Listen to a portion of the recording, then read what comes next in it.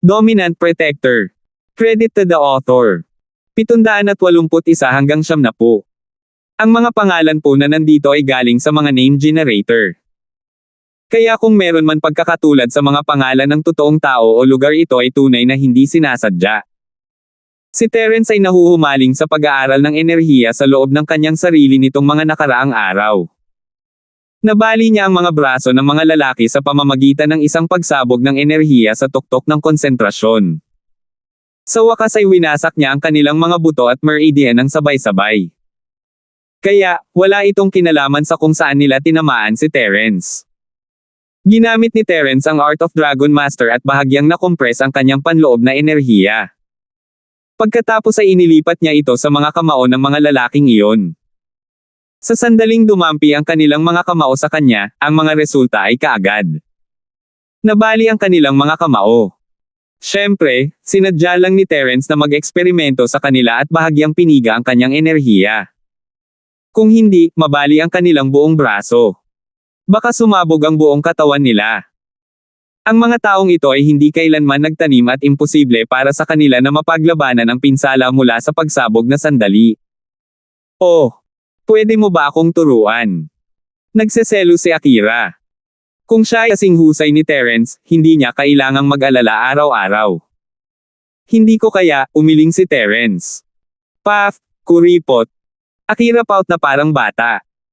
Dahil natuto ka ng Qigong, dapat narinig mo na ang mga masters ng Gold Division. Napatingin si Terence kay Akira. Siyempre narinig ko na ito noon pa.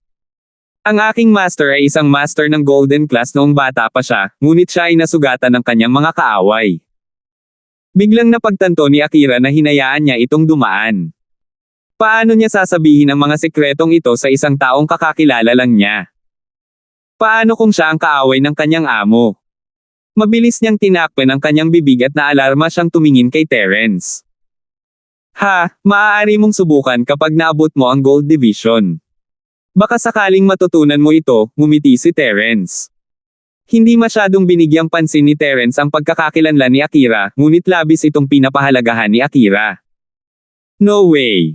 Nasa Gold Division ka na. Natigilan si Akira at hindi makapaniwalang tinanong si Terence. Hindi, umiling si Terence. Paf! Yun ang naisip ko. Medyo nadismaya si Akira, paano ko makikilala ang mga master ng Gold Division ng ganoon kadali? Oy, nasaan na ang housemaster na sinabi mo? Kailan siya darating? Nandito na ang amo kong Giant Deer. Nakaramdam ng labis na tiwala ang Blackbird kay Giant Deer bro dito at hindi siya natatakot kina Terence at Akira. Halos. Maingat na sagot ni Terence, bakit ang dami mong tao? Huwag mong sabihing nandito silang lahat. No shit. Nais ng sekta mo ng life or death battle. Siyempre, dadalhin ko lahat dito. Ngumisi si Blackbird, don't tell me natatakot ka ngayon. Siyempre. Biglang ngumiti si Terence, nandito na ang mga tauhan ko. Nandito sila. Saan? Biglang nagbago ang ekspresyon ng Giant Deer. Sa isang iglap, tumunog ang mga sirena ng mga sasakyang pulis na nakakatunog sa tainga mula sa magkabilang dulo ng eskinita. Pinalibutan sila ng hindi mabilang na bilang ng mga pulis. Sa mga tao sa loob, napapaligiran na kayo. Ang tanging paraan para mapagan ang inyong parusa ay ang ihulog ang inyong mga armas. Habang sumusugod ang mga pulis sa kanila, sinimulan silang sigawan ng mga pulis sa pamamagitan ng speaker. Shit! Anong nangyayari? Pinandilatan ng Giant Deer si Blackbird, bakit nandito ang mga pulis? Hindi ko alam. Sino ang nakakaalam kung saan nakuha ng mga pulis ang impormasyon natin? Biglang huminto si Blackbird at lumingon kay Terence, ikaw. Ikaw ang tumawag ng pulis. Oh, so hindi ka tanga ha?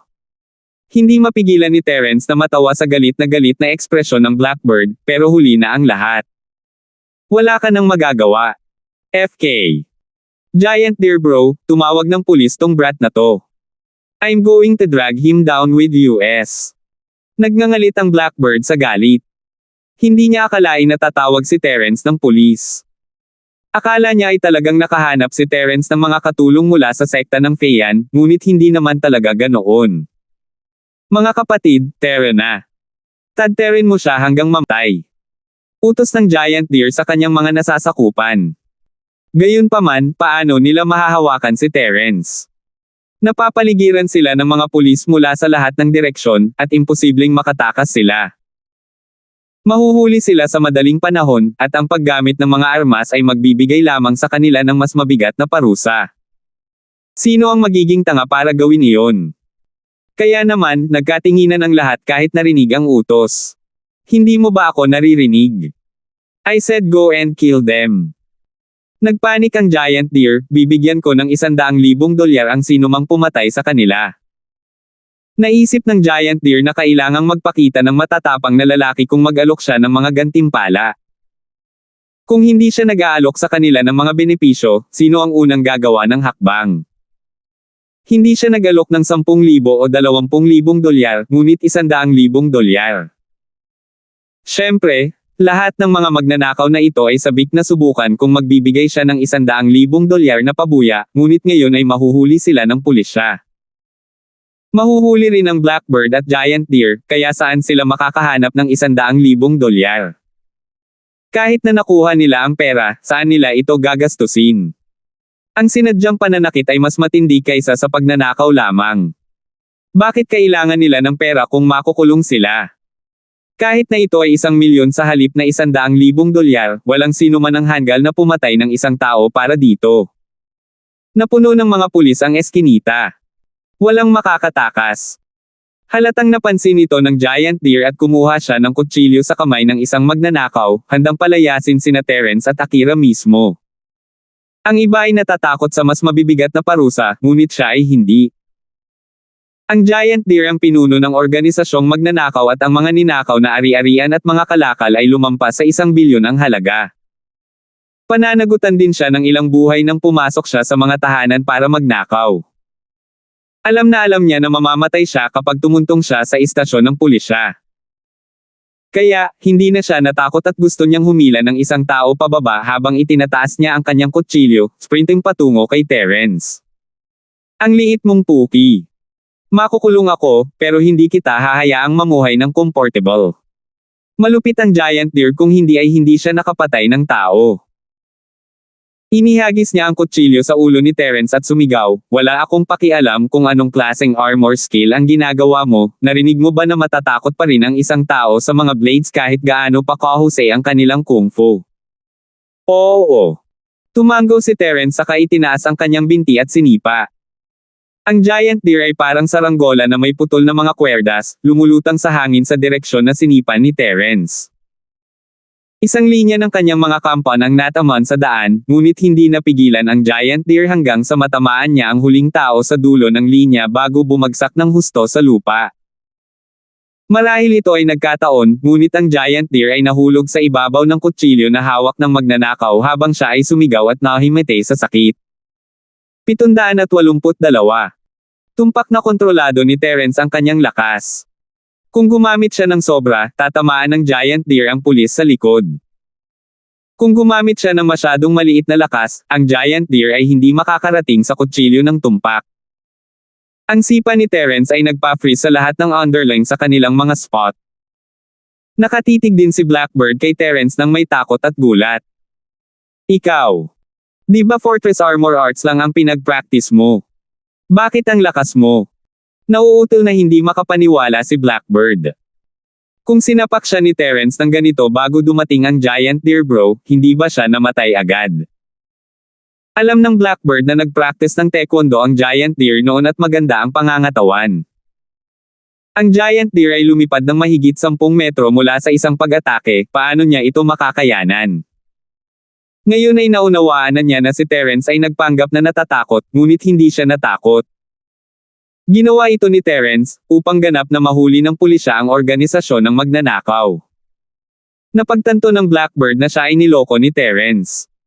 Bagamat siya ay galit na galit, hindi na siya naglakas loob na kalabanan si Terence. Natatakot siya na mapatay siya ni Terence sa isang suntok. Matapos makitang tinusok ng kutsilyo ang giant deer, natakot si Blackbird. Buhay pa ba ang giant deer o hindi?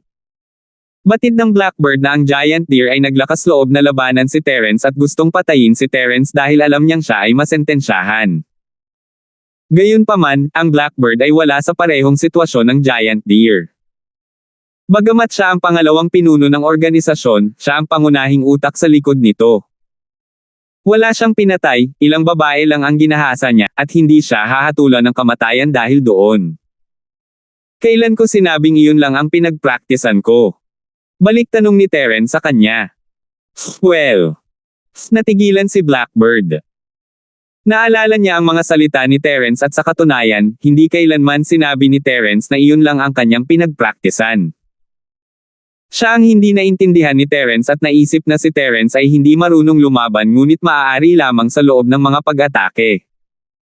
Bumantong hininga si Blackbird at tinanggap ang kanyang kapalaran. Gayunpaman, malamig niyang tinawanan sina Terence at Akira at naisip, isusumbong ko kayo sa pulis. Kung makukulong ako, hindi kita papayagang makatakas. Nandito ang mga pulis at wala kang magagawa sa akin. Wow! Gulat na tiningnan ni Akira si Terence, kumusta ang Giant Deer na iyon bro? Ang kanyang puwitan ay maaaring maputol, o marahil ang kanyang mga bola ay hiniwa. Nagkibit balikat si Terence. Nanginginig si Blackbird sa gilid. Napakalupit. At least may natira siya, pareho bang nawala ang Giant Deer? Narinig ni Akira ang mga salita ni Terence at tumawa, karapat-dapat siya. Sa banta ng mga pulis at totoong baril, hindi nanlaban ang mga miyembro ng organisasyong magnanakaw, at lahat sila ay sumuko. Hindi akalain ni Amara na nandito silang lahat. Galing ni Terence. Nilinlang niya ang lahat ng mga taong ito at nakatayo rito na naghihintay na mahuli. Sa pagtingin sa mga police van na dinala niya na puno ng mga magnanakaw, si Amara ay ipinagmamalaki at nasa sabik. Sa kasaysayan ng puwersa ng pulisya ng Starfield, sino ang nakahuli ng napakaraming magnanakaw ng sabay-sabay? Hinaila lang niya ang mga ito hanggang sa mga ugat. Nang si Amara ay nag-iisip pa, isang tao ang nahulog sa kanyang harapan, napahiyaw sa sakit at nahimatay sa dagwang puwitan. Leader Song, hindi ba nasa listahan ang taong ito? Ang pinuno ng organisasyon ng magnanakaw, ang Giant Deer. Agad na nakilala ni Wayne ang taong nasa harap nila na isang Giant Deer, isang wanted na kriminal. Gayunpaman, mahusay siyang nagtago at hindi na siya nakita ng mga pulis. Siya ba talaga ang Giant Deer? Bagamat narinig ni Amara mula kay Terence na dumating ang pinuno ng organisasyon ng magnanakaw, iba ang pakiramdam na talagang mahuli siya. Oo. Hinangaan ni Wayne ang kanyang pinuno. Ang kahusayan sa paglutas ng mga kaso ay masyadong mataas. Kahit noong leader nila si Harold, hindi niya nagawang lutisin ang mga kaso ng kasing bilis ni Amara. Nalutas niya ang lahat ng mga kaso sa tuwing itinalaga ang mga ito sa kanya. Sa pananaw ni Wayne, naisip niya na kailangan nilang maglaban ng mahabang panahon para dito. Madaling mahuli ang isa o dalawang magnanakaw, ngunit hindi ganoon kadaling alisin ang isang buong organisasyon. Gayunpaman, isang araw lang ang lumipas at pinangunahan ni Amara ang buong squad dito para mahuli sila. Nakapila silang lahat dito na parang naghihintay na mahuli. Mula sa pinuno hanggang sa mga ordinaryong miyembro, narito ang lahat. Manood ka muna dito, pupunta ako at titingin. Sinundan ni Amara ang direksyon na nilipad ng Giant Deer at nakita niya si Terence. Dahil nakatanggap siya ng mga benepisyo mula kay Terence, kailangan niya itong pasalamatan kaagad.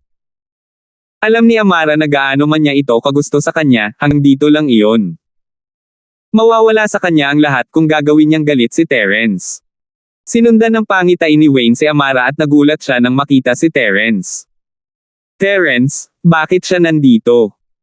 Biglang naalala ni Wayne na nagpakita rin si Terence kasama si Amara sa kaso ng bank robbery. Agad niyang inakala na malaki rin ang naging bahagi ni Terence sa kasong ito. Ito ay posible. Bakit narito si Terence kung hindi siya nakikibahagi dito? Bakit nagmamadali si Amara na makita siya? Ngunit narinig niya ang ilang chismis na si Terence ay kasintahan ni Amara, kaya hindi nararapat na tulungan siya ni Terence. Ano ang masama sa pagtulong sa kanyang kasintahan sa paglutas ng mga kaso? Ito ay makatwiran at ang kredito ay lahat kay Amara. Walang ibang makaangkin nito. Nakumbinsi ni Wayne ang kanyang sarili sa puntong ito at hinayaan ito. Kailangan lang niyang sundan si Amara. Malakas man si Amara o mas makapangyarihan si Terence, hindi mahalaga sa kanya. Ang mahusay na pagganap ni Amara ay nakinabang din sa kanya bilang kanyang subordinate. Maliwanag ang kanyang hinaharap kung susundin niya si Amara. Nakita ni Terence si Amara na naglalakad palapit sa kanya at ngumiti, mabilis iyon. Salamat. Tumingin si Amara sa paligid niya, at napakaraming tao para sabihin niyang Miss Braindead appreciate your efforts. Naisip niya na ito ang pinakamahusay na pag-usapan ito sa kanya ng palihim. 783. Hey! Wala lang. Umiling si Terence. Gustong gumawa ng report. Officer, gusto kong gumawa ng report. Biglang sumigaw si Blackbird. Mag-ulat. Ano ang gusto mong iulat? Hindi nasisiyahan si Amara na maputol, ngunit agad niyang nakilala ang Blackbird bilang pangalawang pinuno ng organisasyon ng magnanakaw. Kumunat ang noo niya at sinabing, huwag mo akong paglaruan, bilasan mo at iluwa mo. Opisyal, gusto kong isumbong sila. Magnanakaw din sila at galing sila sa sikat na sekta ng Feiyan. Alam ni Blackbird na hindi siya aalis sa kulungan sa lalong madaling panahon, kaya gusto niyang humila ng isang tao pababa sa kanya. Ang isang tao na iyon ay sina Terence at Akira.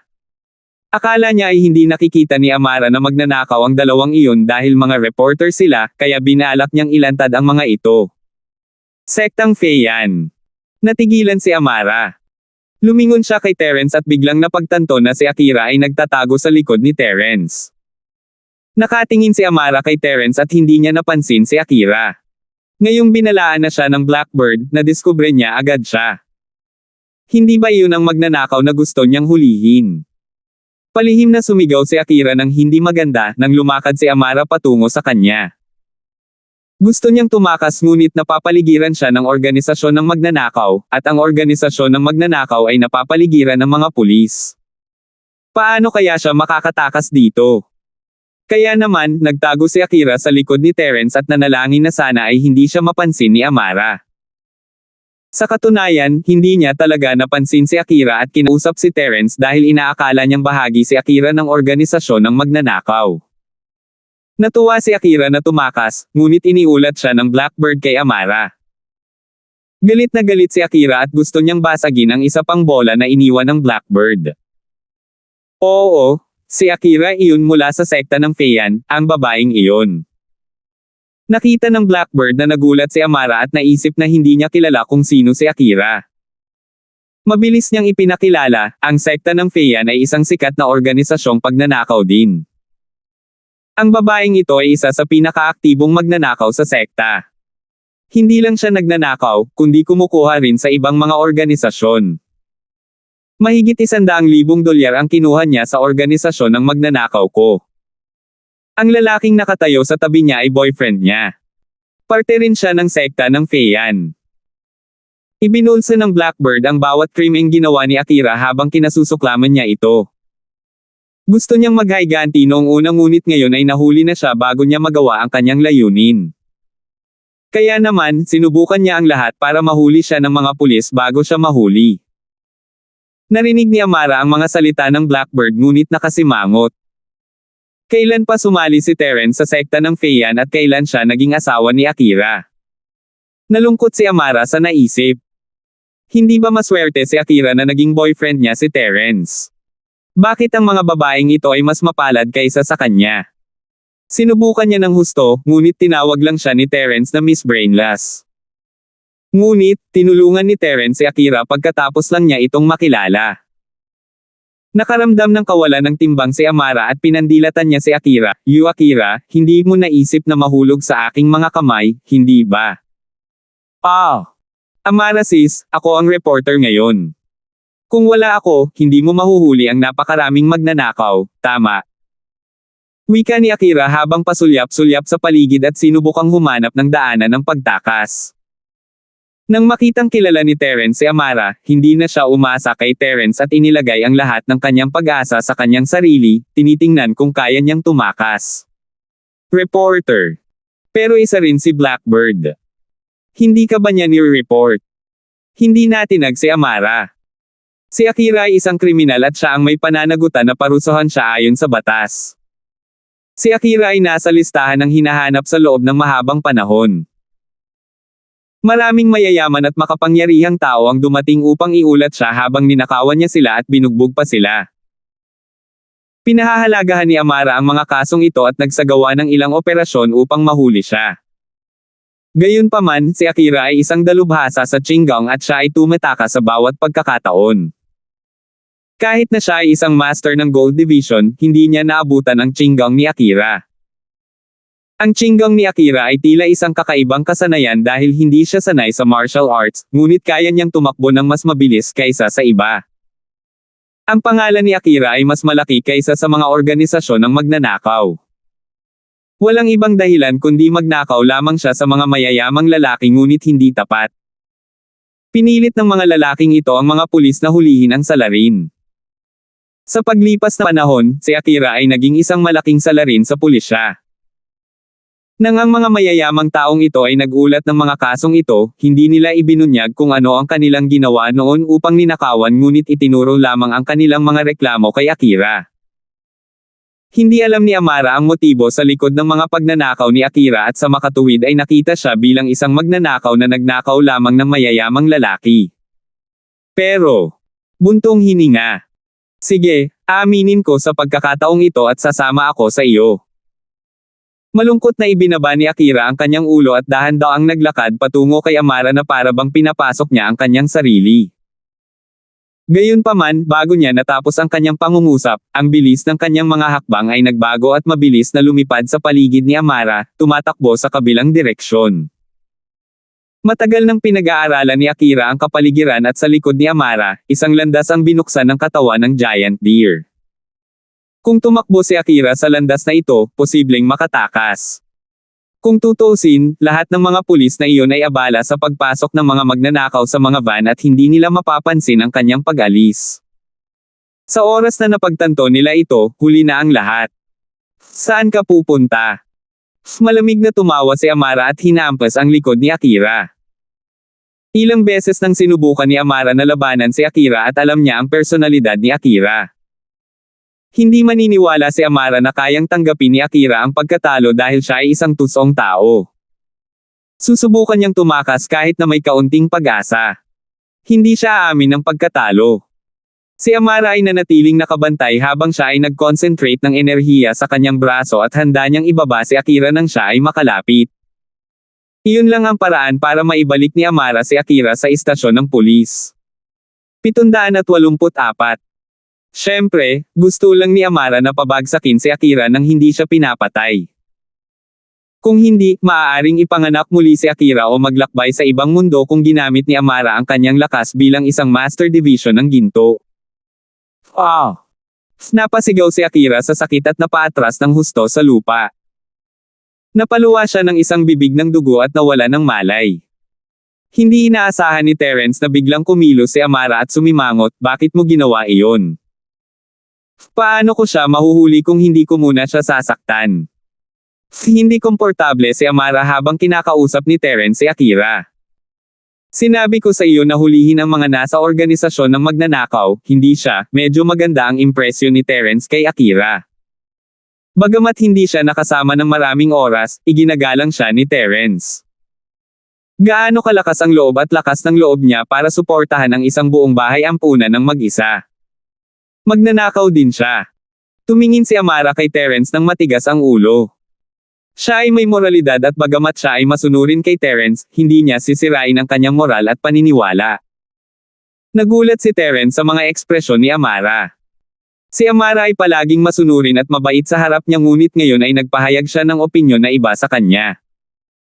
Gayunpaman, naunawaan ni Terence ang paninindigan ni Amara pagkatapos mag-isip-isip ng ilang sandali. Siya ay isang sundalo at si Akira ay isang magnakaw. Nararapat lang na parusahan niya si Akira. Gayunpaman, iba ang kanyang pananaw kay Akira. Naisip ni Akira na kaya niyang magnakaw sa mga hindi makatarungang lalaki alang-alang sa orphanage, ngunit naisip ni Amara na hindi mahalaga kung saan nagnakaw si Akira. Hanggat siya ay nakagawa ng pagnanakaw, siya ay isang kriminal. Tumango si Terence at hindi hinarap si Amara. Sa gilid, ang Blackbird ay labis na nasisiyahan sa kanyang sarili. Inatake ni Amara si Akira at nagpakawala ito ng mahabang hininga na matagal niyang pinigilan. Akira, gusto mo ba akong ipadala sa kulungan? Ihahatid mo na kita dyan. Paano naman ngayon? Hindi ka lang nasugatan kundi mahuhuli ka pa. Gusto ni Terence na tingnan ang mga sugat ni Akira at bahagya niyang nabangga si Blackbird nang dumaan siya. Si Blackbird ay abala na nakakaramdam ng kasiyahan at hindi ito napansin. Gayunpaman, nagsimulang maramdaman ng Blackbird na parang may mali pagkaalis ni Terence. Bakit parang napukaw ang kanyang katawan? Isang malakas na pagnanasa sa sex ang bumangon mula sa kaibuturan ng kanyang puso at nawala ng focus ang kanyang mga mata. Lumingon siya kay Amara na may masamang ekspresyon. Mukhang sinusubukan niyang panatilihin ang kanyang mga pagnanasa ngunit maaari lamang siyang magtagumpay sa isang segundo bago siya nabaliw at itinapon ang sarili kay Amara, magandang batang babae, bigyan mo ako. Gusto kong paglaruan mo ako. Naiinis si Amara sa madilaw ng ngipin at mabahong hininga ng Blackbird. Bakit napakalakas ng Blackbird? How dare he molest her in front of everyone? Nagtataka si Amara nang umabot ang mga kamay ni Blackbird sa kanyang dibdib. Uminit si Amara at sinipa ang pandiyan ni Blackbird. Napasigaw siya at bumagsak sa lupa habang kinukusot ang mga mata. Ang kanyang huling mga salita ay, ang aking isa pang bola. Natural, si Terence ang may gawa nito. Pinasigla lang ni Terence ang ilang acupoint sa katawan ng Blackbird na ginawang kakaiba ang kanyang pagnanasang sexual. Ang pamamaraang ito ay maaaring gamitin para sa kawalan ng lakas at kawalan ng sexual na pagnanais, ngunit dahil ang Blackbird ay mayroon ng matinding sexual na pagnanasa at nawala ang kanyang sarili sa ilalim ng pagmamanipula ni Terence. Ang mga miyembro ng organisasyon ng magnanakaw ay nakitang kakaiba. Nawala ba sa isip si Blackbird? How dare he has her as Amara? Sinubukan ba niyang mamatay? Gayunpaman, halos hindi nila maialis ang kanilang sarili sa sitwasyon. Wala sila sa mood para mag-isip pa. Lahat sila ay ibinaba ang kanilang mga ulo, natatakot na huminga ng masyadong malakas, natatakot na sila ang susunod na target ni Amara.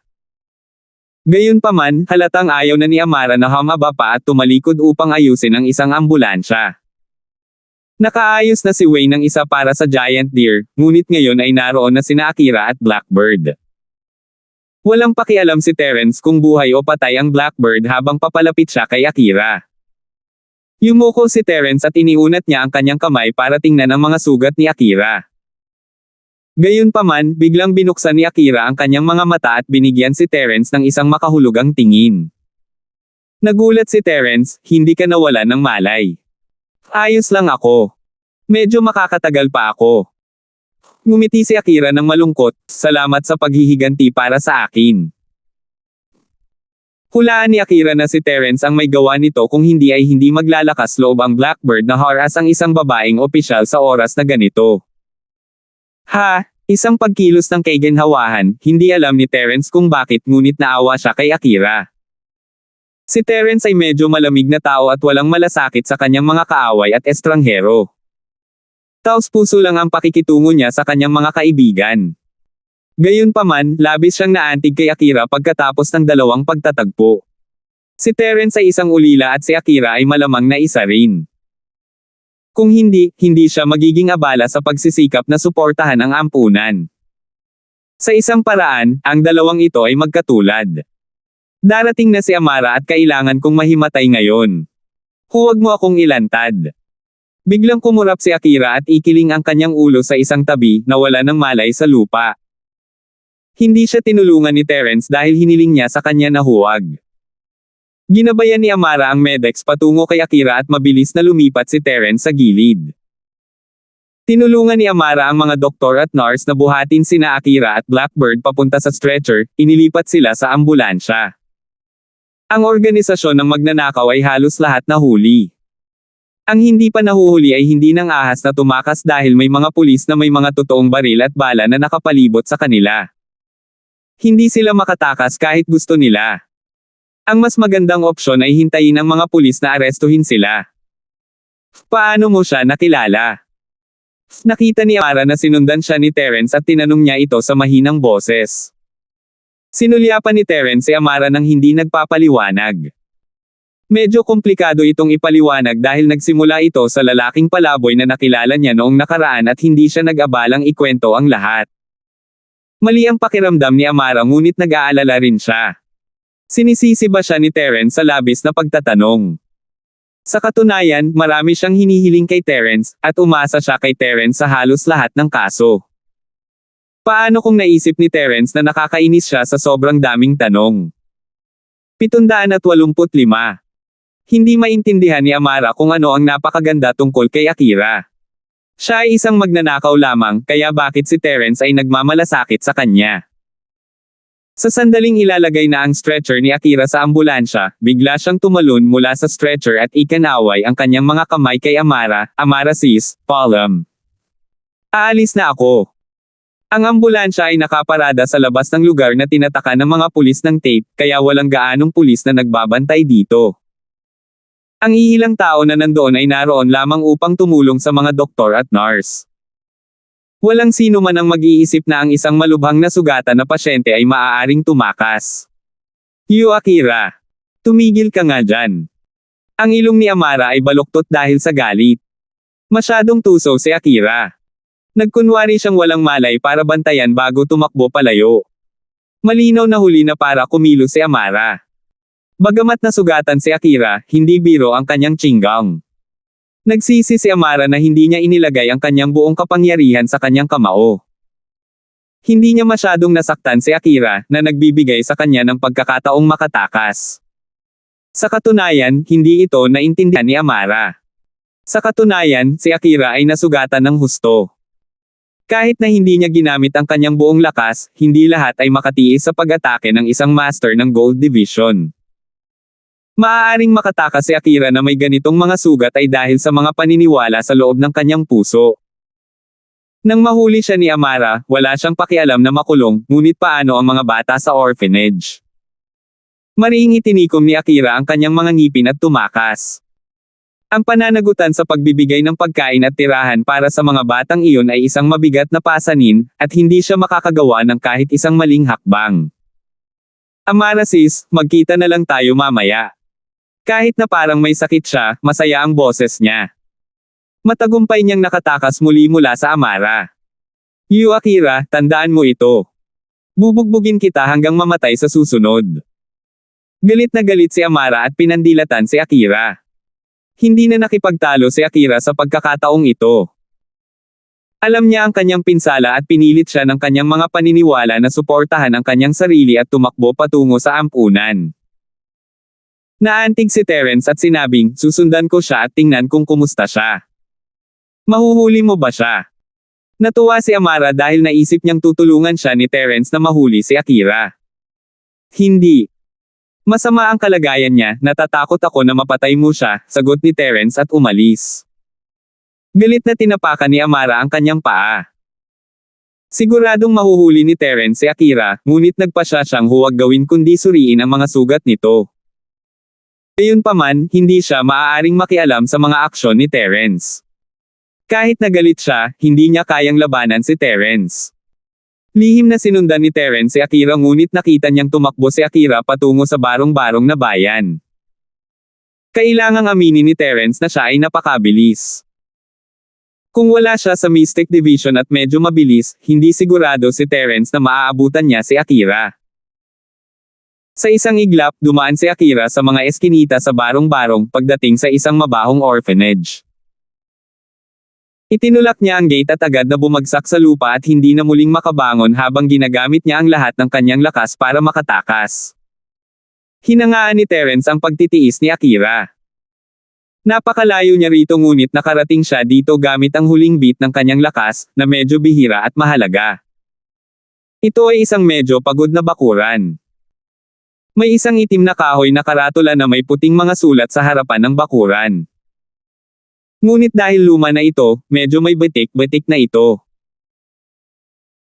Mayroong ilang mga salita na mahinang nakasulat dito, ngunit kinailangan ni Terence na tumingin malapit upang makita na ang Shantytown's Private Orphanage ay nakasulat dito. So ito ang orphanage. Ang karamihan sa mga pagdududa ni Terence kay Akira ay nawala. Halos 100% siyang sigurado na lahat ng sinabi ni Akira ay totoo. Gayunpaman, emosyonal siyang naantig sa kalagayan ng ampunan. Mabilis na sinundan siya ni Terence at huminto sa tabi ni Akira. Ibinaba niya ang kanyang katawan at inabot para tingnan ang mga sugat nito. Sino ka? Bitawan mo si Akira, sis. Bad guy. Pabayaan mo si Akira, sis. Biglang tumakbo ang isang grupo ng mga bata mula sa nag-iisang red brick na gusali na nakatayo sa bakuran, na nakapalibot kay Terence dahil ayaw nilang humakbang papalapit si Terence. Akira, sis, anong nangyari? Wow! Akira, sis, bakit sumusuka ka ng dugo? Isang batang babae ang nakakita ng sariwang dugo sa bibig ni Akira at agad na umiyak. Pinandilatan ng isa pang batang lalaki na kasama ng grupo si Terence, sino ka? Bakit mo sinaktan si Akira, sis? Hindi inisip ni Terence na hindi mauunawaan ng mga batang ito ang kanyang intensyon, ngunit hindi siya nag-abalang makipagtalo sa mga bata, hindi pa ba sila sapat na gulang. Nakita nila si Akira na nakahandusay sa lupa at inisip na si Terence ang masamang tao na nanakit kay Akira. Gayunpaman, may isang bagay na nakikita ni Terence at ito ay ang malalim na koneksyon ni Akira sa mga batang ito. Ibig sabihin, lahat ng sinabi niya noon ay totoo. Nagnakaw siya para sa kapakanan ng mga batang ito, alang-alang sa orphanage na ito. Anong ginagawa niyo? Lahat kayo, bumalik kayo sa loob. Isang kahangahangang boses ang tumunog sa likuran nila at itinaas ni Terence ang kanyang ulo. Isa itong matandang babae sa paligid ng 50 taong gulang. Mabilis siyang lumabas ng orphanage at huminto sa harap ng Terence. Sinulyapan niya si Akira at ibinalik ang tingin kay Terence bago naging mas komplikado ang kanyang mga ekspresyon. Dean, masamang tao ang taong ito. Sinaktan niya si Akira, sis. Nagdurugo si Akira. Pwede ba tayong tumawag ng pulis para mahuli siya? Hush! Kayong lahat, bumalik kayo. Ang matandang babae na kinausap ng mga bata habang ang dekano ay pinagalitan sila, wala kayong gagawin dito. Bumalik kayo at basahin ang inyong mga libro. What Dean? Akira, sis is vomiting blood. Wow! Umiyak ang nakababatang babae at ayaw niyang umalis. Ano? Hindi mo man lang ako pakikinggan ngayon. Bumalik ka, ngayon na. Pinagalitan ng matandang babae ang batang babae at hinaila siya palayo kay Terence. Pagkatapos ay kinausap niya ang isang nakatatandang lalaki, Ken, ibalik mo ang iyong mga kapatid sa loob. Ang batang nagngangalang Ken ay sumulyap kay Akira na puno ng pag-aalala, ngunit hindi siya naglakas loob na sumalungat sa utos ng Dean. Sa wakas ay tinipon niya ang mga bata at ibinalik sa loob ng pulang brick house. 786. Mamamatay siya kung hindi ko siya iligtas. Malinaw, ang mga batang ito ay nag-aalala tungkol sa mga pinsala ni Akira. Nakakita sila ng dugo, kaya paano sila mananatiling kalmado? Sa wakas ay tumingin ang matandang babae kay Terence pagkaalis ng lahat ng mga bata, ninakaw ba ni Akira ang pera mo? Kahit na ginawa niya, masyado kang malupit. At sinundan mo pa siya dito. Ibabalik ko ang halagang ninakaw niya sa iyo, ngunit sana ay palayain mo siya. Mabait siyang babae, naniniwala akong nakikita mo ito. Kung nagnakaw siya ng pera para sa kapakanan ng bahay ampunan na ito, hindi ko siya gagamitin. Sa labas. Ayaw ng matandang babae na malaman ng mga anak ng ampunan na ang kanilang magalang na kapatid na si Akira ay nagsumikap araw-araw upang kumita ng pera para sa kanila ay nasa paraan ng pagnanakaw. Babae lang ang nakakaalam nito at wala nang iba. Iyon din ang dahilan kung bakit niya hiniling ang mga bata na bumalik sa loob dahil mas mabuting itago ito sa kanila. Makakaapekto ito sa kanilang pananaw, at ito ay masama para sa kanilang paglago. Nalaman kaagad ni Terence na nagkamali ang matandang babae sa kanyang intensyon. Itinuring niya siya bilang ang taong ninakawan at nanakit kay Akira. Sumunod siya dito halatang kunin ang binawi. Alam na alam ng matandang babae ang kakayahan ni Akira. Bagamat hindi siya masyadong makapangyarihan, ang taong nanakit sa kanya ay tiyak na isang hindi pangkaraniwang tao. Dahil maaaring sakta ni Terence si Akira, halatang nag-practice siya ng martial arts. Bagamat hindi niya masabi kung nasa ang antas na si Terence, nanatili siyang nakabantay. Kaya, ipinaliwanag niya at umaasa na mauunawaan ni Terence ang kanilang kahirapan. Napagkamalan mo ako. Hindi niya ninakaw ang pera ko, umiling si Terence. Hindi niya ito ninakaw. Nagulat ang matandang babae, bakit mo siya sinaktan kung hindi niya ninakaw ang pera mo? Naging seryoso ang tono ng boses niya at mukhang naalarma siya. Sa isang iglap, isang kahangahangang aura ang pumaligid sa kanya. Isang Gold Division Master. Nagulat si Terence ngunit umiling, wala ka pa sa Gold Division. Pero iba ang sinasabi ng aura mo. Odd. Naramdaman agad ni Terence ang mga kakayahan ng matandang babae sa sandaling ilabas niya ang kanyang aura. Ito ang unang yugto ng dibisyon ng ginto. Gayunpaman, kahit na ang kanyang aura ay nagpapakita na siya ay nasa Gold Division, naramdaman ni Terence na may mali. Ang kanyang enerhiya ay hindi mabigat, at higit sa lahat ay naabot niya ang kalahating marka ng dibisyon ng ginto. Ito ay kung may isang bagay na tinataka ng kalahati ng kanyang dalisay na enerhiya. Ikaw. Alam mo yung Gold Division. Ang mga ekspresyon ng matandang babae ay nagbago ng husto at tinitigan si Terence nang hindi kumukurap. Hindi niya inaasahan na makikita ni Terence ang kanyang sarili. Master din ba siya? Hindi ko sinaktan si Akira, si Amara ang nanakit sa kanya, hindi sinagot ni Terence ang tanong niya tungkol sa Gold Division ngunit ipinaliwanag niya kung bakit nasaktan si Akira. Amara. Amara mula sa Criminal Police Department. Halatang narinig ng matandang babae ang pangalang ito noon pa. Oo. Please make some space. Malubhang nasugatan siya, at mamamatay siya kapag hindi ko siya nailigtas, hindi pinansin ni Terence ang babae at tumingkayad para hawakan ang kamay ni Akira. Ang matandang babae ay handang makipaglaban sa lahat ng mayroon siya sa ilalim ng mating na sitwasyon, ngunit si Terence ay mukhang ayaw niyang makipag-away sa kanya. Yumuko siya at tuluyang inilantad sa kanya ang lahat ng kahinaan niya. Hindi alam matandang babae ang gagawin. Atakihin ko ba siya o hindi? Naisip ng matandang babae na siya ay may ganap na kalamangan kung siya ay umatake mula sa anggulong ito. Hindi bababasa, maaari niyang simulan ang pag-atake at gawin ang inisyatiba sa kanyang sariling mga kamay. Gayunpaman, sinabi ni Terence na hindi niya sinaktan si Akira ngunit dumating upang iligtas siya. Bagamat hindi naniwala ang matandang babae sa mga salita ni Terence, ang paraan ng paghawak nito sa kanyang mga kamay ay mukhang hindi rin niya ito gustong saktan. Bahagyang kumalma siya ngunit nanatiling alerto.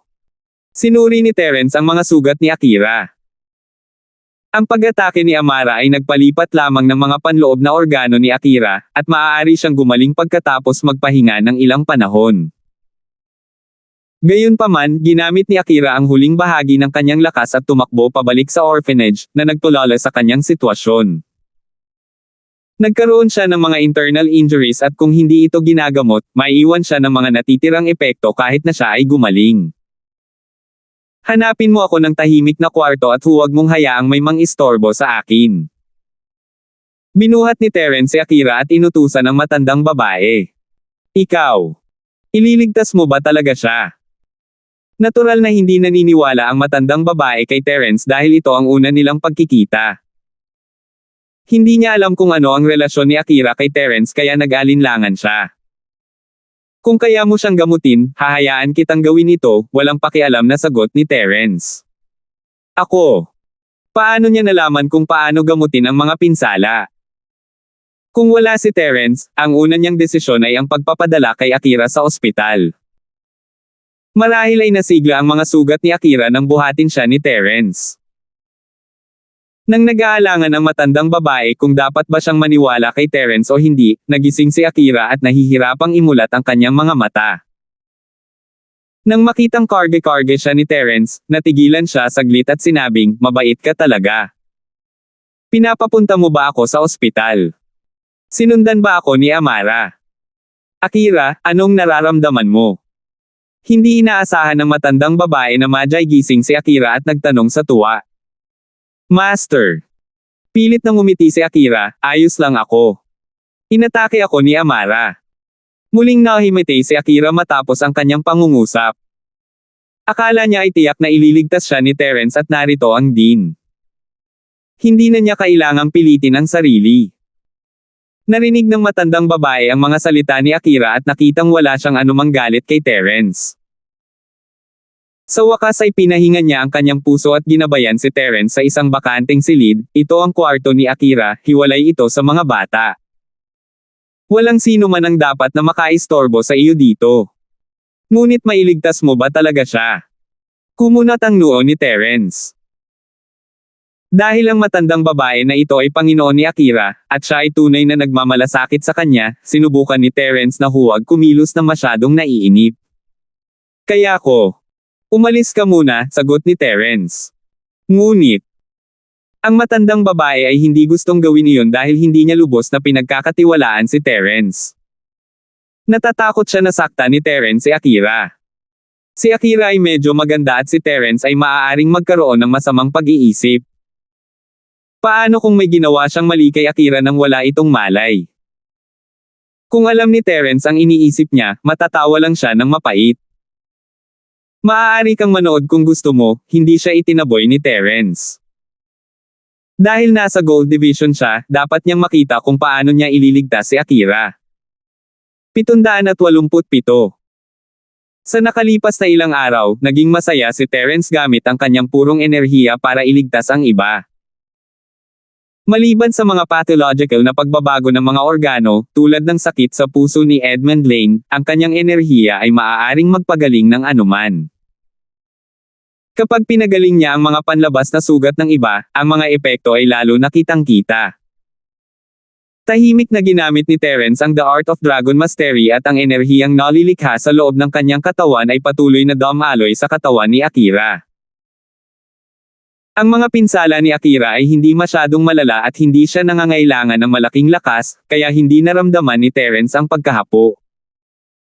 Pagkaraan ng ilang sandali, ang mukha ni Akira ay tila namumula kaysa dati. Nanlaki ang mata ng matandang babae sa gulat. Hinawakan lamang ni Terence ang kamay ni Akira ngunit ang kanyang sitwasyon ay naging mas mabuti at mas mabuti. Paano naging posible iyon? Iyon ay mukhang hindi makatwiran. Biglang naalala ng matandang babae ang isang nakagigimbal na posibilidad. Noong bata pa siya, nasugatan din siya ng husto. Ang kanyang martial arts ay itinapon mula sa kanya, at siya ay muntik ng mamatay. Ibinigay sa kanya ng kanyang guro ang lahat ng kanyang kapangyarihan at kakayahan para iligtas siya. Pagkatapos niyang gawin iyon, narating din niya ang katapusan ng buhay na parang lampara na walang langis.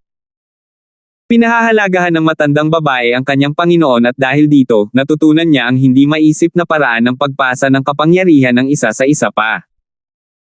Ipinapasa ba ni Terence ang kanyang kapangyarihan kay Akira ngayon? Anong klaseng relasyon meron sina Terence at Akira para gawin niya iyon? Bakit gagawin iyon ng mga normal na kaibigan? Kung ang matandang babae iyon, isinakripisyo niya ang kanyang sarili ng walang pag-aalinlangan para iligtas ang buhay ni Akira, ngunit iyon ay dahil sa malalim na koneksyon niya kay Akira. Ngunit bakit napakaraming sakripisyo ni Terence? Boyfriend ba siya ni Akira? Biglang naisip ng matandang babae ang posibilidad na ito at nagsimulang magtanong dito. Kung hindi ito ang kaso, bakit isinakripisyo ni Terence ang kanyang sarili para kay Akira? Bobo ba siya? Kinumpirma ng matandang babae ang kanyang palagay. Si Akira ay 18 taong gulang, at ito ay isang angkop na panahon para sa kanya upang magkaroon ng kasintahan. Pinabayaan niya ito at tinuring siyang parang bata noong hindi na bata si Akira. Masyadong maraming responsibilidad ang hawak ni Akira, na sumusuporta sa buong orphanage mismo. Masyado siyang pagod. Sa ginhawa mula sa isang kasintahan, marahil ito ay makakatulong na mapawi ang kanyang presyon. Siyempre, mahigpit ang matandang babae sa kasintahan ni Akira. Gayunpaman, nang makita niyang ginamit ni Terence ang kanyang purong enerhiya para iligtas si Akira, agad na tumigil ang matandang babae sa pagtatanong tungkol kay Terence. Phew! Huminga ng malalim si Terence at binitawan ang kamay ni Akira. Ang dami ng enerhiya na kailangan ni Akira ay mas mababa kaysa kay Trixie, Cheryl, at General Wilson. Bagamat nawala ng purong enerhiya si Terence, ito ay kasing liwanag ng isang balahibo sa kanya. Sige, dapat na siyang gumising kaagad, nakahinga ng maluwag si Terence. Siya ay may sariling pamantayan sa paghawak ng mga bagay. Bagamat matutulungan niya si Amara na malutas ang iba't ibang kaso, maaari rin niyang pigilan si Amara na mahuli si Akira, mauuna na ako. Ano? Aalis ka na? Nataranta ang matandang babae. Siyempre, nalilito siya dahil ginamit ni Terence ang kanyang purong enerhiya para tulungan si Akira, ngunit mukhang walang pakialam ito at nakakagulat ito sa kanya. Mayroong dalawang mga posibilidad para sa sitwasyong ito. Una, ang kapangyarihan ni Terence ay lampas sa kanyang imahinasyon at pangalawa, hindi ginamit ni Terence ang kanyang dalisay na enerhiya. Kung hindi niya ginawa, ano iyon? Natarante rin ang matandang babae na pagkatapos niyang gumugol ng maraming pagsisikap kay Akira, dapat siyang manatili dito at hintayin itong magising at sa oras na iyon. Si Akira ay dapat na lumuluhan ng pasasalamat. Hindi ba't iyon din ang ginawa ng mga kabataang mag-asawa? Pero mukhang walang pakialam si Terence. I'm busy. Have to go? Tumango si Terence. Alright. Kung guguluhin na naman siya ni Amara, sabihin mo na tawagan niya ako. This is my number. Habang nagsasalita siya, isinulat niya ang kanyang numero sa kalendaryo sa tabi ng kama ni Akira. Teka. Pwede ko bang itanong, puro energy ba ang ginamit mo noong ginamo mo si Akira? Tanong ng matandang babae. Maaari mong sabihin iyan, tumango si Terence. Maaari bang gamitin ni Akira ang iyong dalisay na enerhiya? Bagamat hindi siya masyadong makapangyarihan, alam niya na ang enerhiya ng iba't ibang mga sekta ay ganap na naiiba at hindi maaaring pantayan at gamitin sa iba't ibang mga sekta. Ang pagpilit ng purong enerhiya sa ibang katawan ay hindi lamang hindi kapaki-pakinabang ngunit lubhang nakakapinsala. Si Terence at Akira ay hindi pamilyar sa amin, hindi banggitin ang matandang babae. Kaya naman, inialay ni Terence ang kanyang makakaya para iligtas si Akira. Nagpasya si Terence na tulungan si Akira dahil iginagalang niya ang babae. Bagaman mahirap, siya ay maasahin sa mabuti at nakatagpo ng kagalakan sa mga paghihirap araw-araw. Nagnakaw siya ng napakaraming pera, ngunit hindi siya gumamit ng kahit isang sentimo para sa kanyang sariling kasiyahan. Nagsuot siya ng pinakamurang damit, at sira ang kwarto niya. Mayroon itong luma at basag na bakal na bintana, sira na ang mesa, at wala man lang siyang aparador. Ang tanging luho sa kanyang silid ay ang computer sa kanyang mesa. Ang makapal na monitor ay wala na sa uso ngayon, at ang PC case ay nawawala sa isang gilid. Parehong ang keyboard at mouse ay ang pinakalumang estilo, ngunit ang mga ito ay pinunasan ng maayos. Parang may ayaw at nag-donate dito. Para sa isang bata at magandang babae, kailangan ng makeup, dressing table at iba pang mga closet, ngunit wala siyang nakita sa silid ni Akira. Maliban sa Sod facial cream ng Davao, ang tanging natitira ay hand cream sa isang lalagyan na gawa sa mga shell na hindi na madalas makita sa kasalukuyan. Mahirap para kay Terence na isipin na ang babae ay namumuhay ng ganito araw-araw. Napakaraming pera niya, ngunit hindi niya ginalaw ang alinman dito. Kung tungkol sa aparador, ito ay isang malaking curtain sa lupa. Mayroong ilang mga kamisete sa loob nito. Maliban sa damit na panloob, 2 hanggang 3 set ng panlabas na damit lang ang dapat niyang palitan. Kung magagawa ni Terence, gusto niyang tulungan si Akira ng bukas palad. Hindi tinulungan ang sarili ni Akira, ngunit tulungan ang lahat ng bata sa orphanage. Nang lumabas si Terence sa silid, nakita niya ang batang tinatawag na Ken na palihim na nagtago mula sa di kalayuan at iniangat ang ulo. Nang makita niyang natuklasan siya ni Terence, huminto siya sa pagtatago at humihingi ng tawad, "Kuya, pasensya na sa hindi pagkakaunawaan sa iyo." 788. Halatang narinig ni Ken ang usapan ni Terence at ng din ng orphanage. Nagulat si Terence. Ang batang ito ay naglakas loob na suwayin ang mga salita ng dekano at nag-eavesdrop sa mga ito.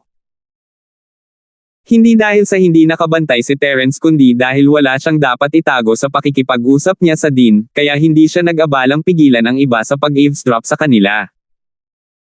Hindi pa banggitin na walang mga estranghero sa paligid ng orphanage, nagpa siya si Terence na magpahinga. Alam mo ba ang sitwasyon ni Akira? Napatingin si Terence kay Ken nang may pagtataka. Oo. May kilala ako, pero mabuting tao si Akira sis. Kahit nagnanakaw siya ng pera, nagnanakaw siya sa mga masasamang tao. Si Ken ang pinakamatandang anak sa lahat, mga 15 taong gulang.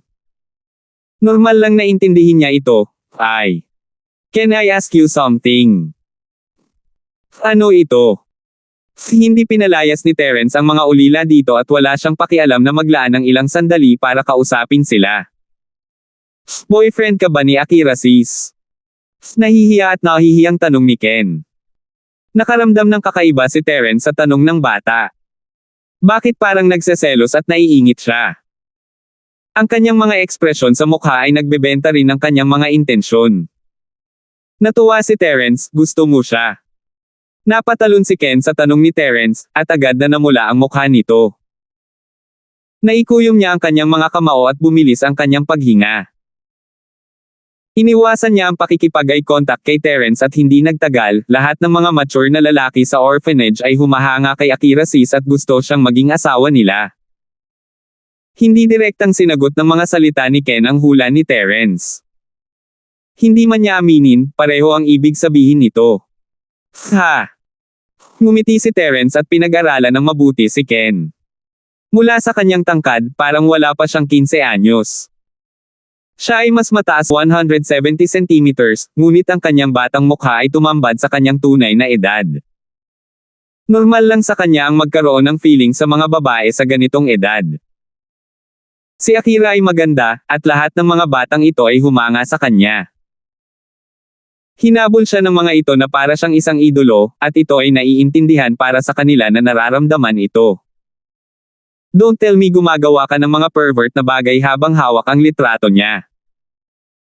Naisip ni Terence na kawili-wili si Ken, at hindi niya maiwasang asarin si Ken. Ano? Hindi, imposible iyon. Agad na natarante si Ken at pinandilatan ng mata si Terence, namumula ang mukha, si Akira sis ay parang diyosa sa puso natin. Paano ko magagawa iyon? Just wondering, you know. Bakit ka ba galit na galit? Tumawa si Terence. Mukhang hindi nagsisinungaling si Ken, mas hinangaan niya siguro ito kaysa sa gusto niya. Well, we all know that we are not good enough for Akira sis.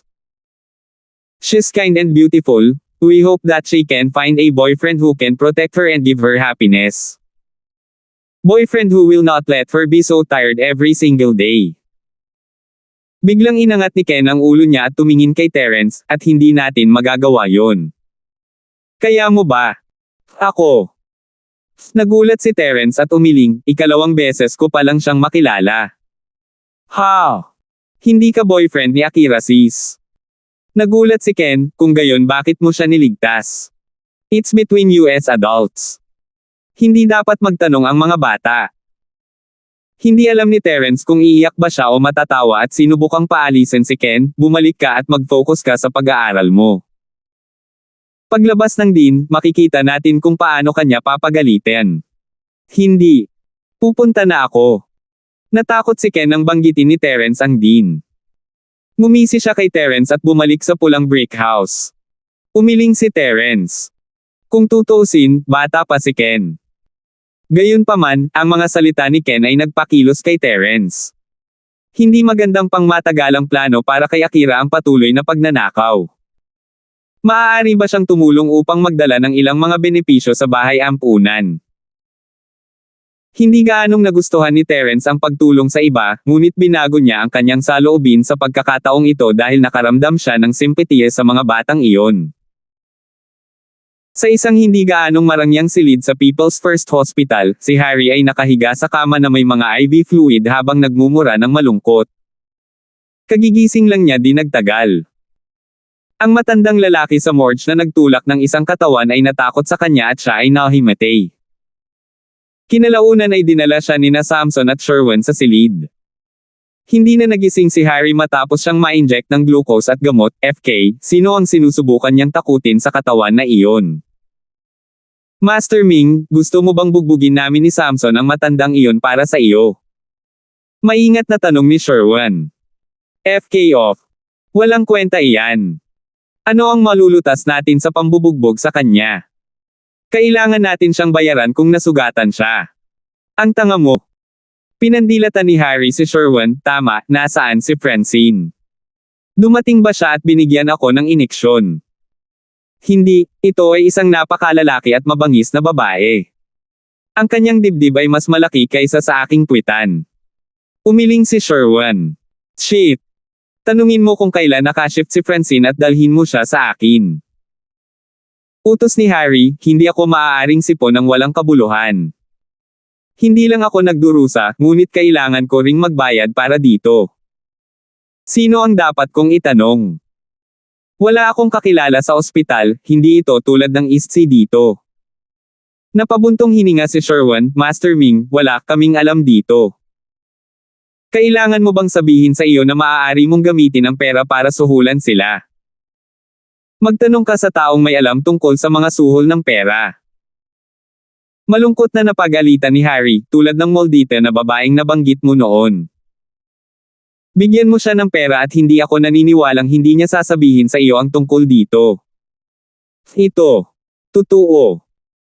Tumango si Sherwan, pupunta ako at magtatanong mamaya.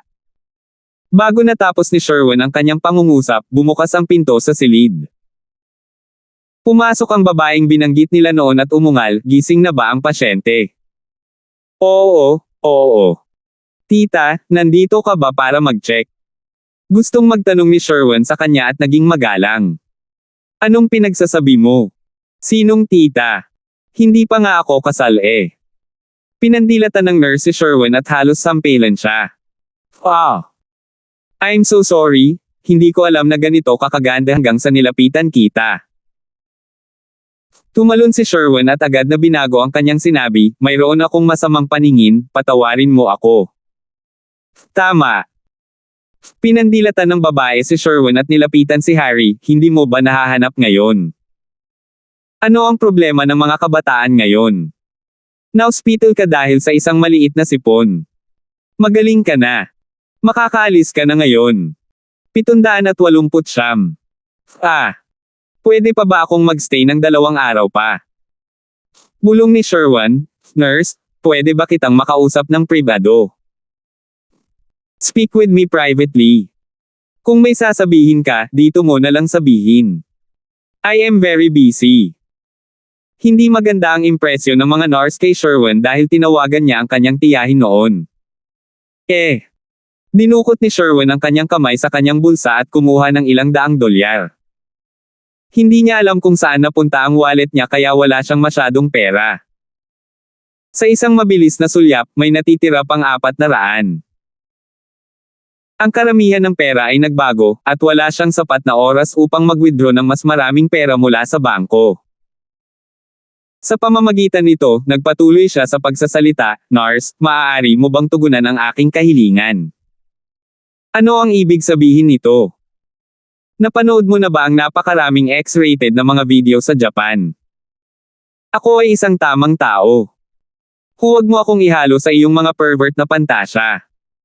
Pinandilatan ng nurse si Sherwan. Not to mention, sa sobrang liit ng pera, gusto mong itapon ko ang pride ko. You must be dreaming. Nagulat si Sherwan. Sinong mag-aakalang hindi siya maiintindihan ng nurse? Kahit na ibinigay niya ang sarili kay Sherwan ng libre, hindi niya ito gusto. May request siya sa kanya kaya hininaan lang niya ang boses niya at sinabing, sorry Miss Nurse, napagkamalan mo ako. Wala akong iniisip na pervert. Gusto ko lang humingi ng impormasyon sa'yo. Impormasyon. Tungkol saan ito? Napagtanto ng nurse na ito ay isang hindi pagkakaunawaan, kaya ang kanyang saloobin ay tumaas. Kung ito ay 400 para sa impormasyon, kung gayon ito ay nagkakahalaga ng kanyang oras upang makinig sa kahilingang ito. Hanggat ang impormasyon na kanyang hinihiling ay nasa loob ng katwiran. Gayunpaman, kung ito ay tungkol sa mga lihim ng ospital, pagkatapos ay kailangan niyang tumanggi. Kaya ganito, boss ko. Ang young master dito. Itinuro ni Sherwin si Harry na nakahiga sa kama at nagpatuloy. Gusto niyang ligawan ang isa sa mga nurse na nagtatrabaho sa ospital na ito. Hindi ako humihingi ng anumang sikreto sa ospital o anuman. Dapat sinimulan mo na yan. Dinukot ng nurse ang pera mula sa kamay ni Sherwin at isinilid ito sa kanyang scrub pocket. Magtanong ka, sasabihin ko sa iyo ang alam ko. Ang mga nurse ay pinapayagang magsalita tungkol sa mga ganitong uri ng sitwasyon. Tulad ng para sa pera, nakita niya ito bilang isang pulang sobre lamang. Gumagawa pa rin siya ng mga aktibidad na nasa loob pa rin ng kanyang job description. Hindi niya naramdaman na may nagawa siyang mali sa pagtanggap ng libreng pera. Ang nurse na iyon ay tinatawag na Francine. Bahagi rin siya ng surgical department. Mabilis na idinagdag ni Sherwin. Francine, kilala ko siya. Siya ang kagandahan ng surgical department. Ano ang gusto mong malaman? Walang alam ang nurse sa totoong background na nakapaligid kay Francine, kaya hindi mahalaga kung ano ang sinabi niya. Nurse sister, nananatili sa ospital ang boss ko para mas mapalapit siya kay Francine. Pwede ko bang malaman kung ano ang responsibilidad ni Francine para mas makausap namin siya? Kahit hindi namin siya makausap, pwede bang tulungan kami ng magandang nurse na tulungan kami? Nahirapan si Sherwin na humingi ng pabor na ito sa nurse. Nako, napakasimple. Si Francine ang may pananagutan sa pagbenta ng panlabas na sugat. Ang mga bagay tulad ng pag-iniksyon ng karayom ay wala sa kanyang jurisdiksyon. Kung gusto mo siyang makita, kailangan mo ng mga panlabas na pinsala. Kahit na mamatay ka sa sipon dito, hindi siya pupunta at makita ka. Nagsalita ang nurse. Kaya ganoon. Parang nagkamali tayo ng paraan tungkol dito. Napatingin si Sherwin kay Harry. Parang wala lang ang lamig. Hindi man lang siya nabigyan ng pagkakataon na makita siya. Kung ganoon, kung wala ka ng ibang hihilingin sa akin, pagkatapos ay aalis na ako. Maaari kang mag-isip ng mga ideya sa iyong sarili, ang nurse ay lumabas ng silid. Sa ilang mga pangungusap, kumita siya ng 400, napakalaking pagnanakaw. Ano ba? Si Harry ay malinaw na lumala. Marahas niyang hinampes ang kanyang kama. Kung alam kong magiging ganito, nag-research muna ako para hindi na ako mahirapan. Oo, young master, tumutok lang muna tayo sa pagpapagaling ng iyong katawan mula sa lamig. Napabuntong hininga si Samson sa kanyang tugon. Pagalingin. Wala namang sinabi ang nurse na iyon. Halos gumaling na ako. Kailangan nating magmadali at dalhin ang aking intimacy level kay Francine ng mas maaga. Nagmamadali si Harry. Sa tuwing ipipikit niya ang kanyang mga mata, nakikita niya si Francine kasama ang asong si Joraline na magkasama. Iyon ang pinagmulan ng kanyang insecurity. Hindi niya alam kung ano ang relasyon nila kaya kailangan niyang kumilos ng mabilis. Hindi siya sigurado kung nagsalita si Joraline tungkol sa kanilang mahalagang kasaysayan ng relasyon. Sa totoo lang, maaaring walang sinabi si Joraline tungkol sa kanyang nakaraan dahil ito ay isang kaiyahiyang pangyayari.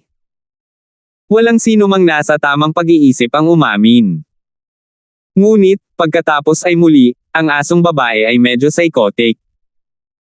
Sa pangalawang pag-iisip, anumang sasabihin niya ay magiging masamang balita para sa kanya. Kaya nagpasya si Harry na pinakamainam para sa kanya na makasama si Francine sa lalong madaling panahon. Hanggat nakipagtalik ito sa kanya, ito ay magiging checkmate. Master Harry, may isang bagay na maaari mong gawin, ngunit kailangan mong magdusa ng kaunti. Nag-alinlangan si Sherwin bago mag-alok ng isa pang mungkahi. Oh, sinasabi mo iyan. Nagliwanag ang mga mata ni Harry. Master Harry, kailangan mo lang magbukas ng maliit na hiwa, pagkatapos ay i-bandage ito ni Francine. Mungkahi ni Sherwin. Tama iyan. Halika, gawin natin ito ngayon. Nilabas ni Harry ang kanyang bisig at sinabing, eto gawin mo. Ito. Hindi nang ahas si Sherwin na kumilos. Kung iba man iyon, hindi siya magdadalawang isip. Gayunpaman, sasaktan niya si Harry. Mas mataas ito ng kaunti sa kanyang grado sa sweldo. Paano kung hindi sinasadyang naputol niya ang sobrang lalim at nag-iwan ng peklat? Kakayanin kaya niyang ipagsapalaran ang gayong mga aksyon. Anong meron? Bilisan mo. Inutusan si Harry. Mayroon siyang tungkulin na kailangan niyang gampanan sa Starfield City. Ito ang kanyang unang misyon para sa kanyang pamilya kaya ayaw ni Harry na mabaygo. Alam niya ang kanyang posisyon sa pamilya. Kung hindi man niya ito ginawa, wala siyang anumang katayuan sa loob ng pamilya. Samson, sa halip ay gawin mo ito. Mungkahi ni Sherwan. Si Samson ay may mas malalaking bola kaysa kay Sherwan, kaya naman si Samson ang mas malaking kapatid sa kanilang dalawa. Ang palayaw ni Samson ay cocky brother Zhang, ngunit hindi kasing cocky ng Harry. Bilis. Bakit ka nag-aalangan? Nagmamadali si Harry. Diyan, ginamit ko lang iyong karayom, mula sa Ivy Drip. Gamitin mo yan para saksakin ako. Okay, kung sasabihin mo Master Harry. Hawakan ang sakit. Kinuha ni Samson ang matalim na karayom sa mesa. Sa isang mabilis na galaw, gumawa siya ng maliit na sugat sa braso ni Harry. Napabuga ng hangin si Harry. Masakit talaga, pero hiniling niya. Hindi niya talaga masisisi si Samson. Okay lang ba iyon? Tanong ni Samson. Hindi siya sigurado kung dapat niyang ipagpatuloy ang pananakit kay Harry. So sa tingin mo okay lang ito? Hinawakan ni Harry ang kanyang nasugatang braso. Mabilis nating hanapin si Francine para gamutin ang sugat. Si Harry ay nakadikit pa rin ang kanyang IV drip. Hinugot niya ang IV needle at padubog na lumabas ng kwarto niya. Napakaswerte ni Harry. Si Francine ay hindi nag-take off ngayon at naka-duty sa surgical department. 700 na po. Nurse Francine, tulong. Pinutol ng amo ko ang kamay niya. Pwede mo ba siyang gamutin? Binuksan ni Sherwan ang opisina ng mga nurse at kinausap si Francine. Inangat ni Francine ang kanyang ulo. Hindi niya inaasahan na darating muli si Harry at ang kanyang mga kaibigan. Naiinis siya. Paanong hindi niya malalaman ang gusto ni Harry? Nasa isip na niya ang isang tao at hindi niya kailanman itutuon ang kanyang mga mata kay Harry. Bagamat ang taong gusto niya ay may nasa isip niya, hindi pa rin magugustuhan ni Francine si Harry. Bagamat hindi niya ito gusto, hindi niya magawang baliwalain ang kahilingan nito. Moral. Siya lang ang nurse sa shift, kaya wala siyang choice kundi tumayo. Kumunat ang noo ni Francine. Mas matalino si Harry sa pagkakataong ito. Huling beses na hindi niya ito nakita at sa pagkakataong ito ay nasugatan niya ang sariling kamay. Gayunpaman, kinailangan muna siyang gamutin ni Francine dahil lahat ng matinding pinsala ay kailangang gamutin bago mabayaran ang mga bayarin sa medikal. Pwede ko bang makita? Tanong ni Francine. Eto. Francine, malas ko. Nilamag ako kahapon at nasugatan ang kamay ko ngayon. Kawawa naman. Itinaas ni Harry ang kanyang nasugatan na kaliwang kamay at nagsalita. Tiningnan ni Francine ang pinsala sa kamay ni Harry at hindi siya nakaimik. Bakit kailangan niyang gamutin ang napakaliit na sugat? Ang isang ordinaryong tao ay maglalagay lamang ng cream o band-aid. Bakit sobrang spoiled ni Harry? Anong mali? Nakita ni Harry na nanatiling tahimik si Francine at nalilitong nagtanong. Hindi sumagot si Francine ngunit sigurado siya na sinadya ito ni Harry. Baka siya mismo ang gumawa ng pinsala. Nalungkot siya sa naisip nito. Paano niya nagawa iyon? Binuksan ni Francine ang aparador, nakakita ng band-aid at ipinasa ito kay Harry. Eto, idikit mo ito sa iyong sarili at magagawa mo. Gawin mo sa sarili ko. Natigilan si Harry. Paano mo gustong gamutin ko ang napakaliit na sugat? Balik tanong ni Francine. Well. Sa katunayan, napakaliit ng sugat at hindi naman masama na bigyan siya ng band-aid. Well. Matutulungan mo ba ako? Hindi nais ni Harry na makalusot ang anumang pagkakataong makalapit sa kanya. Hindi ba maayos ang kabilang kamay mo? Kumunat ang noo ni Francine. Pero, pasyente ako at nurse ka, dapat tulungan mo ako ng tama. Hindi naman sa hindi ko ito babayaran. Nakaramdam ng mali si Harry. Oh, ibibigay ko sa iyo ang band-aid na iyon ng libre bilang isang friendly act. Hindi pinansin ni Francine si Harry at bumalik sa kanyang desk, kumuha ng libro para basahin. Wala nang ibang plano si Harry kaya siya na mismo ang dumikit sa band-aid. Lihim siyang nag-iisip kung paano niya maluwag ang bibig ni Francine at itanong kung ano ang relasyon nila ni Joralyn. Gayunpaman, hindi niya alam kung paano sisimulan ang pag-uusap tungkol dito. Bakit nandito ka pa? Naguguluhang tanong ni Francine. Naghintay siya ng ilang sandali at nalaman niyang nakatayo pa rin si Harry sa kanyang opisina. Wala, naisipan kong pumunta ngayon. Sagot ni Harry, tama, gusto kitang makita kahapon, pero nakita kong parang may pupuntahan kang babae na may sugat sa paa. Ma'am. Walang kabuluhang sagot ni Francine. Kaibigan mo ba siya? Maingat na tanong ni Harry. May kinalaman ba ito sa iyo? Hindi naintindihan ni Francine ang gustong sabihin ni Harry. Wala. Ang mga salita ni Francine ay nagpabagabag sa pintig ng puso ni Harry dahil naisip niyang may mas malalim itong ibig sabihin. May kaugnayan ba ito sa iyo? Tanong ba iyon o tanong na retorika? Marahil ay alam niya ang relasyon nila ni Fen. Lalong nabalisa si Harry. Shit! Incompetent na babaeng iyon. Kung talagang sinabi niya kay Francine ang nangyari sa pagitan nila, hindi na siya magkakaroon ng pagkakataon. Hindi masyadong nasaraan ng loob si Harry sa malamig na ugali ni Francine. Siya ay may kanya-kanyang paraan ng paghabol sa mga babae. Nang simulan niyang habulin si Joralyn, malamig din ang kilos ni Joralyn. Pero hindi ba't nahulog siya sa kanya sa huli? Kaya, sigurado si Harry na magagawa niyang mahalin siya ni Francine. Gayunpaman, ang pangunahing hadlang ay si Joralyn. Kung sinabi ni Joralyn ang nangyari sa pagitan nila, mananatili itong nagbabantay kay Francine. Tapos wala na talaga siyang chance. Napapadyak si Harry pagkatapos niyang umalis sa opisina ni Francine at nagtanong, may nalaman ka ba? Master Ming, sa tingin ko ay may alam si Francine tungkol dito. Sinabi ni Samson. Iyon ang naisip ko. Akala ko iba ang ibig niyang sabihin. Alam ba niya kung ano ang nangyari sa pagitan namin ni Joralyn o hindi?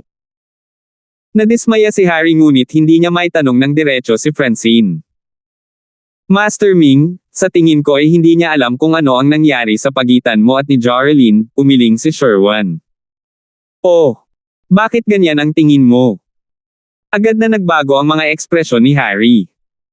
Master Ming, kung iisipin mo, hindi magiging malamig ang pakikitungo ni Francine sa iyo kung alam niya kung ano ang nangyari.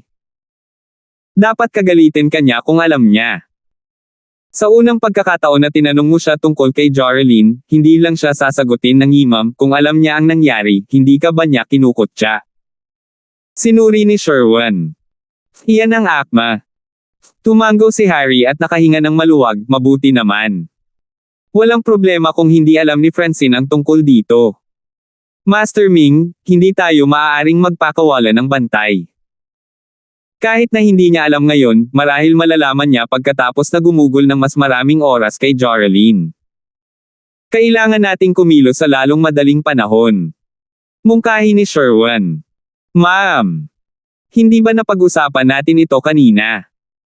Anong mga ideya ang mayroon ka para tumahimik ang asong iyon tungkol dito?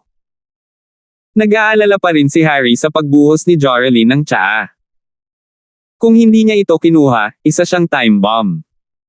Sa totoo lang, kung gusto mo siyang tumahimik, sa palagay ko ang tanging paraan ay bigyan siya ng pera para matatak ang kanyang bibig. Nag-alinlangan si Sherwan, natatakot ako na hindi mapalampas ni Joralyn ang parehong psikolohikal at pisikal na pananakit dahil ito ay malubha. Dapat ay kinasusuklaman kanya kaya tatahimak lang siya kung bibigyan natin siya ng pera. Si Harry ay ayaw magbigay ng pera, ngunit tama ang sinabi ni Sherwan. Wala nang mas maaasahan kaysa sa pera sa buhay. Tatahimik lang si Joralyn kung bibigyan siya ng pera. Salamat po at sinamahan ninyo ako, ingat lagi mga master.